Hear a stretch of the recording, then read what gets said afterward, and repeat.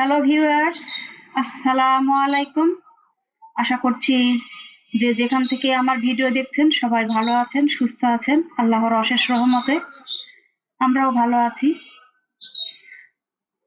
আজকে অনেকদিন পর নাস্তার টেবিলে। প্রতিদিনই নাস্তা করি, কিন্তু সেভাবে ভিডিও করা হয় না। তো ভাবলাম আজকে নাস্তা থেকে ভিডিওটা শেয়ার করি। আমারও ভালো লাগবে আর আপনাদেরও অনেক ভালো লাগবে।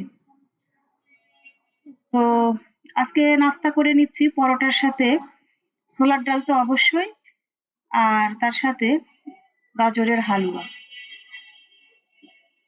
গাজরের হালুয়াটা বানিয়েছি, খুবই মজার হয়েছে। আমার বাসার সবাই গাজরের হালুয়া খুবই পছন্দ করে। আর আমি যে প্রসেসে বানাই, আমার মনে হয় সবাই খুব পছন্দ করে খাবে আর কি। কারণ অনেকই মজার হয়, দেখতে যেমন সুন্দর হয় তেমন খেতেও খুবই মজার। তো যদি কারো এই হালুয়া রেসিপিটা প্রয়োজন হয়, অবশ্যই আমাকে কমেন্টে জানাবেন। আমি পরবর্তীতে দেখানোর চেষ্টা করব। তো এই যে নাস্তা করে নিচ্ছি আহ, ছোলার ডাল দিয়ে আর গাজরের হালুয়া দিয়ে পরোটা। তো নাস্তা খেয়ে অফ ক্যামেরাতে তো চা অবশ্যই খেতে হবে, চাও খেয়ে নিব। তো সবকিছুই রেডি করে নিয়েছি দুপুরে রান্নার জন্য। তো এখানে আজকে আমি ছোট মাছ রান্না করব, কাসকি মাছ যেটা সেটা। তো কাসকি মাছ নিয়েছি, আর আলু নিয়েছি একটা বড় ধরনের বড় আলু কুচি করে। পেঁয়াজ নিয়েছি একটু মোটা করে কেটে, কারণ এখন তো নতুন পেঁয়াজ একদমই কুচি করা যায় না, আমি আসলে ওভাবে পারিও না। একটু মোটা করে রেখেছি। আর টমেটোর সময় যেহেতু টমেটো তো দিতেই হবে, টমেটো দিলে হাতে মাখা চচ্চড়ি খুবই টেস্ট হয়। তার সাথে আমি একটা জিনিস অ্যাড করেছি, সেটা হচ্ছে ক্যাপসিকাম। অনেকে ক্যাপসিকাম ইউজ করেন না, কিন্তু আমি করেছি কারণ ক্যাপসিকামে প্রচুর পরিমাণে অ্যান্টিঅক্সিডেন্ট থাকে। এটা কাঁচা খেতে পারলে খুবই ভালো হয়, সালাদ টাইপের। কাঁচা বলতে সালাদ হিসেবে যদি আমরা খাই, তাহলে কিন্তু খুবই উপকারে আসে।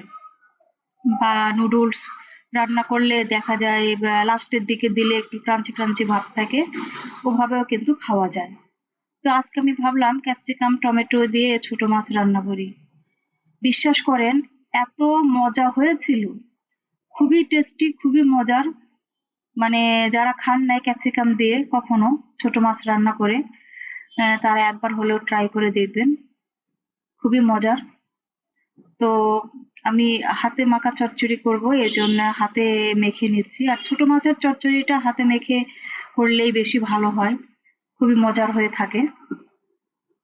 তো যারা পছন্দ করেন তারা একবার হলেও ট্রাই করবেন। আমার মনে হয় যারা ছোট মাছ খেতে একদমই ভালোবাসেন না, তারাও খাবেন। তো এই যে আমি হাতে মেখে নিলাম আহ ভালোভাবে। মাখানোর পরে হাত ধুয়ে একটু পানি দিয়ে দিব, কারণ ছোট মাছ রান্না করতে গেলে খুব বেশি একটা পানির প্রয়োজন হয় না, অল্প পানিতে চলে। চুলায় একদমই গ্যাস নেই, ইন্ডাকশনে রান্না করছি। আমার ইন্ডাকশনটা অনেক পুরনো, আমি এটা কিনেছি আরো 10 বছর আগে। আল্লাহর রহমতে, অশেষ রহমতে বলবো, এখনো খুব ভালোভাবেই সার্ভিস দিচ্ছে। এটা ভীষণের ইন্ডাকশন, আমি নিয়েছি আরো 10 বছর আগে। তখন থেকে আমি টুকটাক ইউজ করি, কারণ আমি যে বাসায় প্রথম উঠেছিলাম সেখানে 1 বছর পর থেকে গ্যাসের খুব সমস্যা ছিল, তখন ইন্ডাকশন ছাড়া কোনো উপায় ছিল না। তখন আমি নিয়েছিলাম, তো তখন থেকে টুকটাক ভাবে ইউজ করতে করতে এখনো পর্যন্ত করছি। আর এখন এমন একটা পরিস্থিতি মনে হয় প্রতিদিনই ইন্ডাকশনে রান্না করতে হয়, এই হলো অবস্থা। তো যাই হোক, এই তো রান্না করে নিচ্ছি।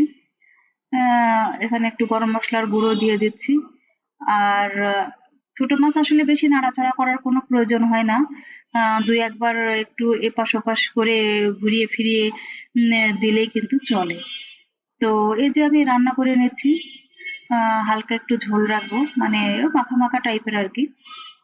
তো ওভাবে রেখে আমি নামিয়ে নেব। তো এই যে রান্না করছি, যারা ভিডিওটা দেখছেন বা ভিডিওতে যারা ক্লিক করেছেন অলরেডি, তাদেরকে মন থেকেই ভালোবাসা জানাচ্ছি। আর প্লিজ আমার চ্যানেলটি সাবস্ক্রাইব করবেন, একটু লাইক দিয়ে দিবেন, কমেন্ট করবেন। আমার ভিডিওতে একদমই ভিউ হয় না, আমি এটা প্রতিনিয়ত বলতেই থাকি। আমি অনেক আশা নিয়েই এই কাজটা শুরু করেছি।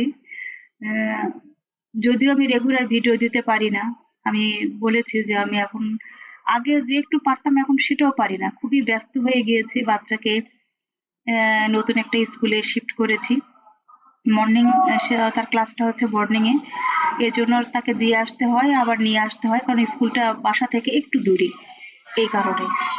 তো যদিও সে চলে আসতে পারে অনেক সময়, রিক্সায় করে চলে আসে, কিন্তু তারপরেও ভয় হয়। এজন্য আর কি আমি যাই। তো এভাবে আসলে সেভাবে সময় দিতে পারি না, খুব কষ্ট হয়। তো যখন আমি সুযোগ পাই তখন একটু ভিডিও বানানোর চেষ্টা করি। এটা আমার আসলে নিজের একটা ইচ্ছা, ইচ্ছা থেকে আমি এটা করি, ভালো লাগার থেকে একটা করি।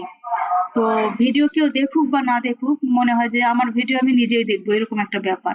তারপর আমি ভিডিও বানাই। তো যদি কারো ভালো লাগে তাহলে অবশ্যই ভালোবাসা দিয়ে এই পুরো ভিডিও জুড়ে আমার সাথেই থাকবেন। আমি এখন একটু ধনেপাতা অ্যাড করলাম। ক্যাপসিকাম দিলে ধনেপাতা না দিলেও চলে। ধনেপাতা যারা পছন্দ করেন তারা দিবেন, আর যারা পছন্দ করেন না আহ, তারা নাও দিতে পারেন, কারণ না দিলেও কিন্তু টেস্টের কোনো হেরফের হবে না। তো ধনেপাতা আমার ছিল, এই জন্য আমি দিলাম যে একদমই ফ্রেশ ধনেপাতা, এই জন্য আমি দিয়েছি। তো যার যেরকম ভালো লাগে সে সেভাবে রান্না করে নেবেন। এটা গরম ভাতের সাথে কিন্তু খুবই ভালো যায়, খুবই টেস্ট। একবার হলেও করে খেয়ে দেখবেন, খুব ভালো লাগবে। তো ভিডিওটা দেখেন আর আমার সাথেই থাকেন, যে যেখানে আছেন সবাই ভালো থাকবেন, আমাদের জন্য দোয়া রাখবেন। আজ এ পর্যন্তই।